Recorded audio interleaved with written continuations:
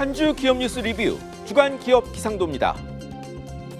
기업 재고 증가세가 멈추고 수출 늘며 경제 성장률 전망치가 오르고 있습니다. 1분기 주요 기업들의 양호한 실적 발표도 이어졌는데요. 그러면 한 주 맑고 우린 기업 찾아 기업 기상도 출발합니다. 먼저 한화 에어로스페이스입니다. 불확실했던 다련장 로켓 천무의 폴란드 추가 수출 계약이 성사됐습니다.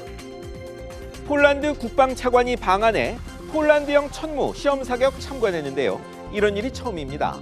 폴란드는 재작년 천무 288대 사기로 하고 1차로 218대 계약했는데 정권 교체와 유럽산 무기 쓰라는 유럽 쪽 압박에 나머지 수출이 불투명했죠. 결국 72대 2조 2천억 원대 계약 이루어졌습니다. 다만 11월까지 정부 지원으로 금융계약이 이루어져야 한다는 조건이 달렸습니다. 루마니아 K9 자주포 수출 계약도 가시권이라는 관측 나옵니다. 잘하면 다음 달쯤 성사 가능성이 있다는 소식입니다. 이번엔 KG 모빌리티입니다. 작년 1분기 이어 올해 1분기도 흑자 냈습니다. 실적 발표철 시작되며 좋은 실적 낸 곳 여럿이지만 여기를 맑은 기업으로 꼽은 이유는 추세입니다. 1분기 매출 1조 18억, 영업이익이 151억 원인데요. 한동안 내일 장담할 수 없던 이 회사, 작년 1분기에 1분기로는 7년 만에 영업 흑자였는데 이걸 이어갔습니다. 신차 효과 끝나 내수 줄었지만 수출이 39% 늘며 3분기 만에 매출 1조 넘은 점도 주목됩니다. 다만 내수가 힘든 때라 수출 계속 더 늘려야 하는데요.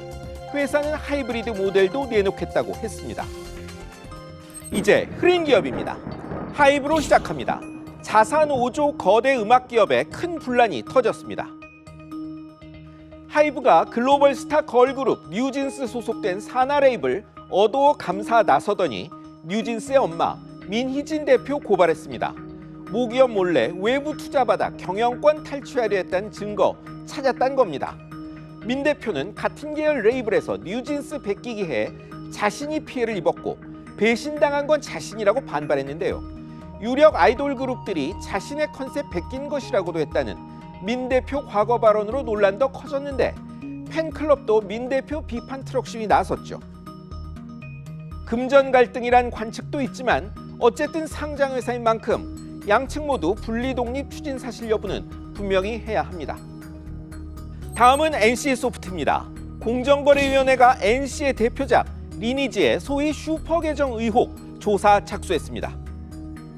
핵심은 회사가 관리자 권한으로 강력한 아이템 가진 캐릭터 생산에 이용자 간 경쟁 콘텐츠에 몰래 참여했느냐 여부입니다.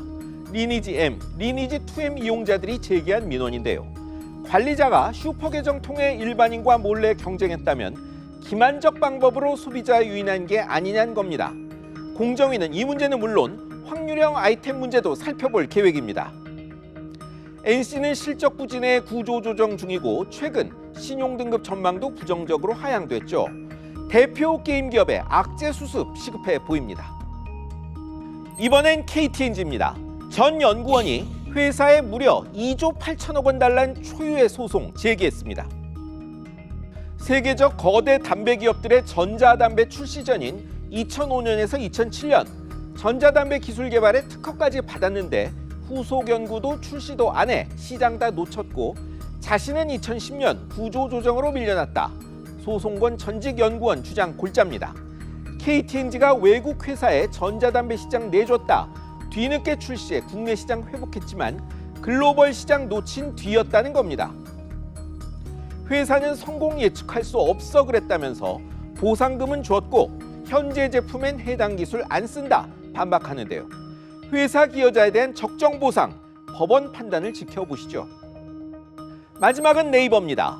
일본 장악한 메신저 라인 사업이 일본 정부의 압박을 받고 있습니다. 네이버 메신저 라인은 9천만 명 넘는 일본인이 있습니다. 라인은 네이버와 일본 소프트뱅크가 지분 절반씩인 A홀딩스 산하인데요. 일본 언론이 소프트뱅크의 네이버 지분 매입 추진 보도했죠. 이 회사 네이버 의존이 커 보안 대책 불충분하니 관계 재검토하란 일본 정부의 행정지도 후속입니다.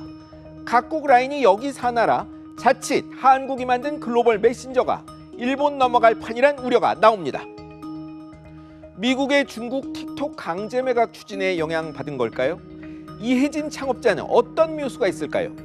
또 정부는 어떤 대책이 있을지 정말 궁금한데 저희 기상도도 쭉 지켜보겠습니다.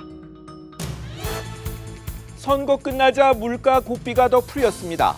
농산물 넘어 공산품, 가공식품, 서비스 요금 뛰고 한 그릇에 13만 원짜리 호텔 빙수까지 나왔는데요. 경제 성장률이 예상보다 높아진다 해도 그걸 체감할 수 있도록 할 정책이 필요합니다. 지금까지 주간 기업 기상도였습니다.